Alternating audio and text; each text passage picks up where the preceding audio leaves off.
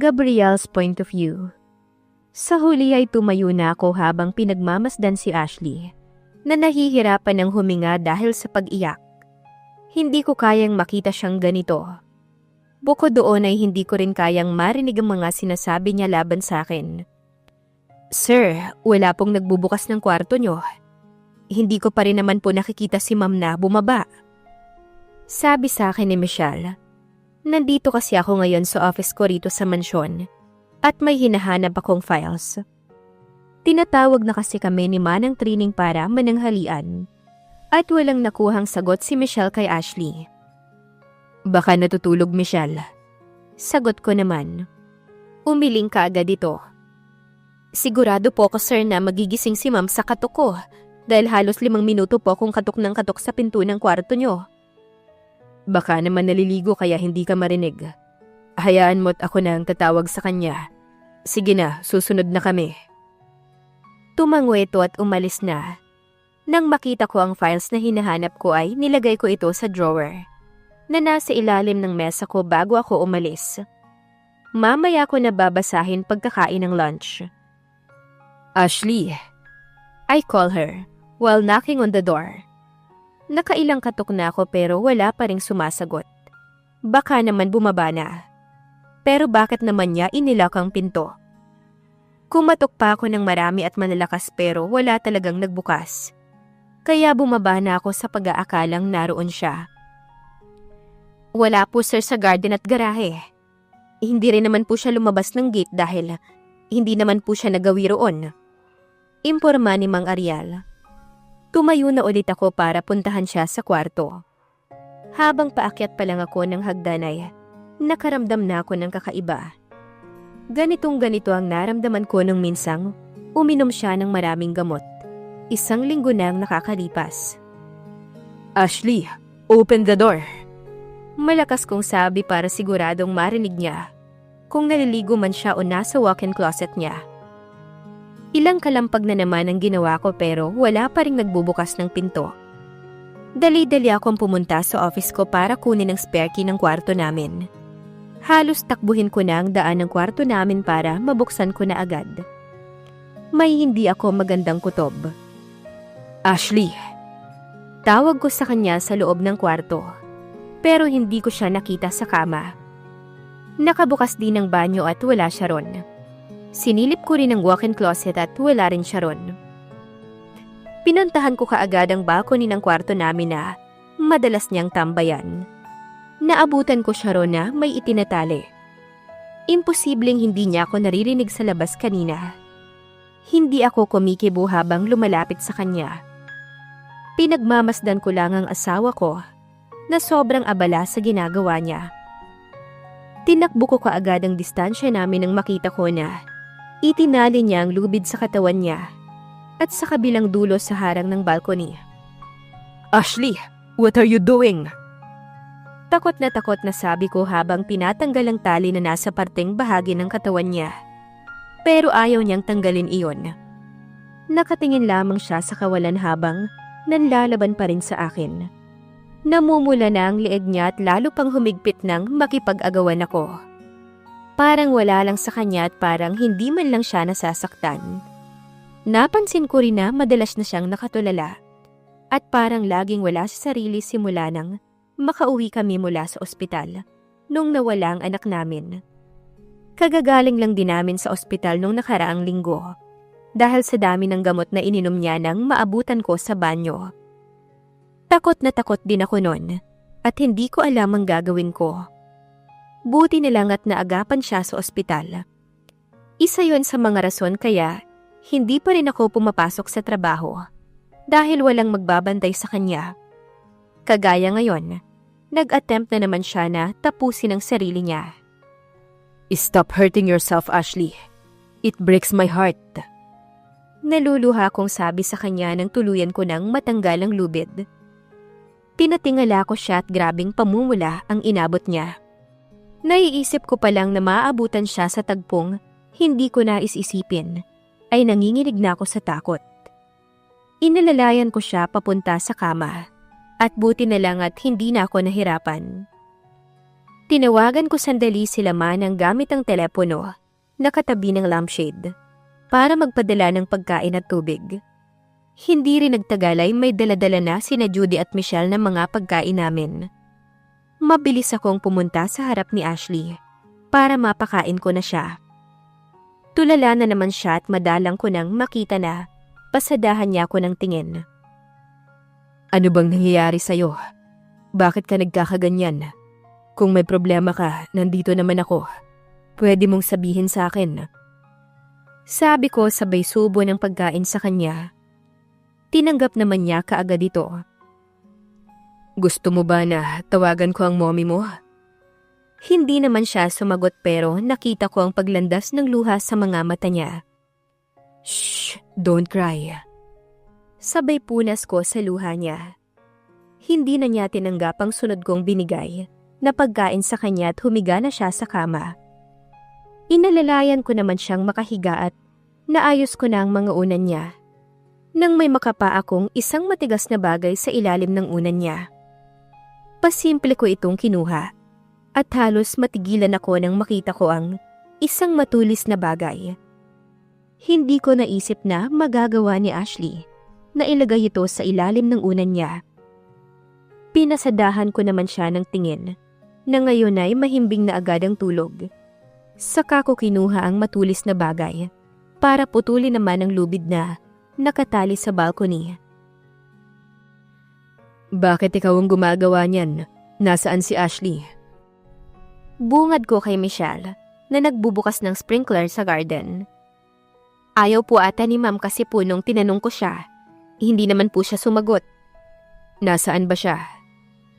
Kakagaling ko lang kasi sa jogging. Nasa dining area po siya kanina, sir. Tinanguan ko naman si Michelle bago siya iniwan. Naabutan ko si Ashley sa kitchen na katabi lang din naman ng dining area. Nasa lababo siya at nakatalikod sa pwesto ko. Ano na naman kaya ang pinagkakaabalahan niya?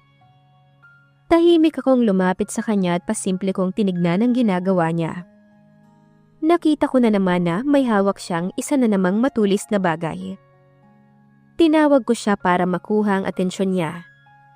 Huminto naman siya sa ginagawa niya pero hindi siya lumingon sa akin. Kumain ka na ba?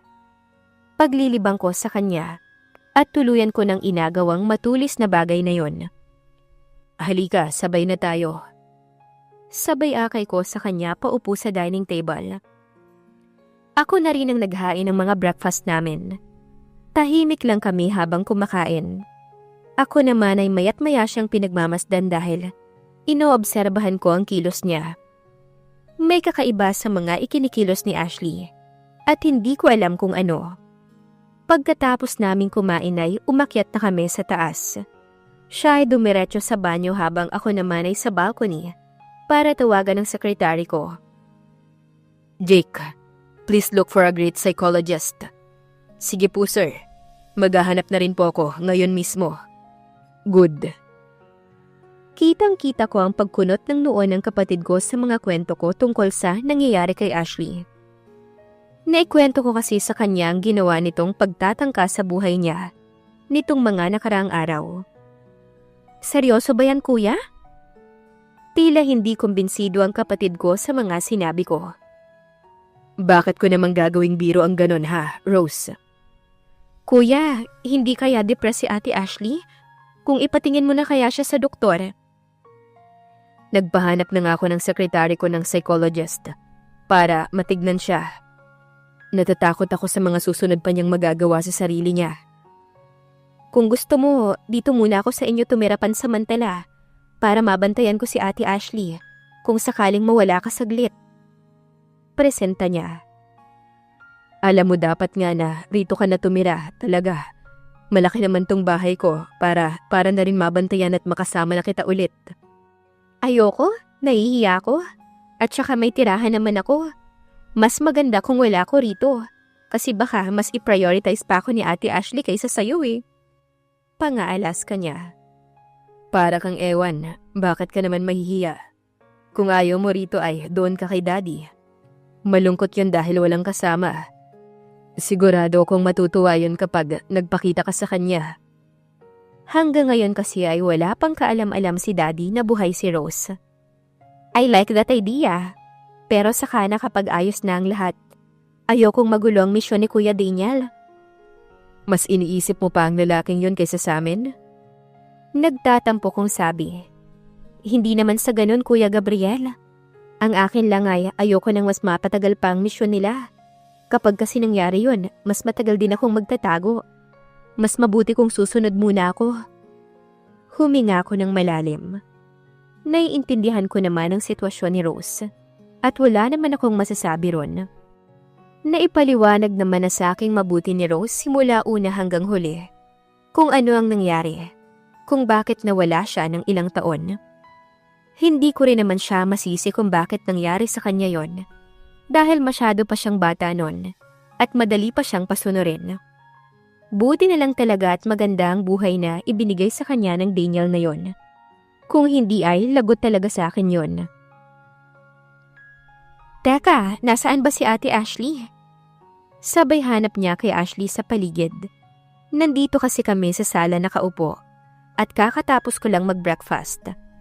Inaya ko pa nga si Rose pero tapos na raw siya. Natutulog pa siya kanina nang iwan ko. Alam mo kuya, may chemistry naman kayo ni Ate Ashley. Bagay naman kayo sa isa't isa. Hindi ko alam sa inyo kung bakit pinapahirapan niyo pa ang mga sarili niyo. Pero ang totoo, sa isa't isa pa rin naman kayo babagsak. Mag-asawa na nga kayo eh. Hindi ako nakasagot sa sinabi ng kapatid ko. Hindi ko kasi inaasahan na magsasabi siya ng ganon. Alam mo ba, 1 linggo na kayong kasal ni Ate Ashley nang malaman ko na kasal siya sa'yo? Napalingon naman ako sa kanya. Takot na takot siya na magkita kami sa mall kasi baka nagtatampo raw ako sa kanya dahil hindi niya ako in-invite sa wedding niya. Si Kuya Daniel alam pero ako hindi. Preparation pa lang ng kasal, si Kuya Daniel na ang kasama niya. Habang ako clueless sa kondo at walang ginagawa. Alam daw kasi niya na hindi ako pwedeng magpakita pa sa maraming tao dahil nga sa case ko, kaya hindi na niya ako in-invite. Isa pa, naipaliwanag niya sa akin na kinuha mo ang cellphone niya 1 week before the wedding, kaya hindi ako na-inform. Natatawa ito nang magpatuloy sa pagkukwento. Naikwento niya rin sa akin na may mahal ka raw na iba. Yung itsura niya habang sinasabi yun ay parang wala na siyang pag-asa sa'yo. Nakalimutan ko ang pangalan pero letter C nagsisimula. Napakunot noon naman ako. At wala sa sariling nabigkas ang pangalan ni Cindy. Si Cindy? Oo, yun na nga ata yun. Tapos noon nasabi ko sa kanya na magkapangalan ng asawa niya at ang kuya ko. I can't help myself to smirk. What a coincidence. Kaya nang pakitaan niya ako ng picture mo, nagulat pa nga ako kasi ang laki na ng pinagbago mo. Pero syempre kuya kita, kaya hindi kita makakalimutan. Sinabi naman kaagad niya sa akin kung gusto ko raw ba nadalhin niya ako rito at magkita tayo pero akong umayaw. Hinawakan niya ang kamay ko. Kaya kuya, wag na wag mong sisisihin si Ate Ashley kung bakit hindi niya sinabi sa iyong tungkol sa akin. Unang-una pa lang ay ako na ang nagsabi sa kanya na wag sabihin sa'yo. Nabanggit kasi ni Ate Ashley na pinipilit mo raw siyang sabihin ang tungkol sa akin pero ayaw niya. Ikaw lang din naman ang iniisip niya. Iniisip? Kung iniisip niya talaga ako, Rose, sasabihin niya sa akin ang nalalaman niya. Kung ano man ang sitwasyon mo, iintindihin ko naman yon. Nakakunot noo kong sabi. Mali ka riyan kuya. Ikaw pa rin ang iniisip ni Ate Ashley. Alam mo ba kung nasabi niya sa iyong tungkol sa akin? Isa sa inyong mapapahamak. At alam kong hindi papayag si Ate Ashley na mapahamak ka. Mahal ka niya eh. Parang bigla kong gustong sakta ng sarili ko. Ang selfish ko namang tao. Pero hindi naman niya sinabi sa akin na may isang magsasakripisyo sa aming dalawa. Hindi niya naman na kailangan mag-take risk ngayon dahil si Kuya Daniel na ang bahala. Tila nakahinga ko ng maluwag sa sinabi niya. Walang magsasacrifice. Pero alam na ng mga kalaban na buhay pa ako. Simula nung dumalaw ako kay Ate Ashley sa ospital, ay naging matunog na ang pangalan ko. Paano yun? Dito ka kaya muna sa bahay tumira? I will make the whole mansion heavily guarded. Dati rin akong miyembro ng mafia. Pwede akong humingi ng tulong sa kanila. And the heiress of that organization is Cindy, right? Your love? Napakunot noo ko. How did you know? I just know, kuya. She sighed. Sige, pag-iisipan ko ang gusto mong mangyari. Ligtas din naman ako sa kondo pero mas gusto kong dito na muna. Dito ka na lang para may kasama si Ate Ashley mo kapag wala ko. Teka nga muna, tulog pa rin ba siya? Hindi ko alam. Tara, tignan natin sa taas. Tumayo na kaming dalawa sa sofa at magkasunod na umakyat sa hagdan. Di ikaw na may malaking bahay. Ay, mansyon nga pala? Nakangising sabi ni Rose sa akin. Ginulo ko lang ang buhok niya at inakbayan siya habang papasok kami sa kwarto namin. Nakita namin si Ashley sa vanity mirror, nagsusuklay ng buhok. Nakatalikod dito sa amin, pero hindi sapat na magkita kami sa salamin. Basa pa ang buhok nito at halatang kakaligo lang. Good morning. Mag-breakfast ka na sa baba. Sabi ko sa kanya pero hindi man lang ako nito nilingon. Para itong walang narinig at nagpatuloy lang sa pagsuklay ng buhok. Nagkatinginan kami ni Rose. Pinanguan ako ni Rose na sinasabing siya na muna ang bahala kay Ashley. Nagpasalamat naman ako sa kanya. Nang si Rose na ang bumati sa asawa ko ay agad siyang humarap. Ngumiti naman si Ashley ng malungkot nang makaharap siya sa amin. Pero hindi niya pa rin ako pinapasadahan ng tingin. Lumapit si Rose sa kanya para yakapin siya. At ganun din ang ginawa niya pabalik. Sabi ni Kuya, dito raw muna ako tumira para may kasama ka Ate Ashley. Okay lang ba? Tila nabuhayan siya sa sinabi ni Rose. Kahit papano ay nakitaan ko siya ng saya. Really? Mahinhing sabi ni Ashley pero may saya at excitement sa boses niya. Wow, gusto ko yun para may iba naman akong kasama rito. Thank you, Rose. Sabay yakap niya ulit kay Rose ng mahigpit. Habang ako, heto hangin na naman. Pero ayos lang at least, may iba na siyang pinapakitang emosyon sa mukha niya. At alam ko na makakatulong ang kapatid ko. Ano kaya ang pinaplano ni Ashley? Abangan sa susunod na kabanata. Please like, share, subscribe for more updates. Maraming salamat po.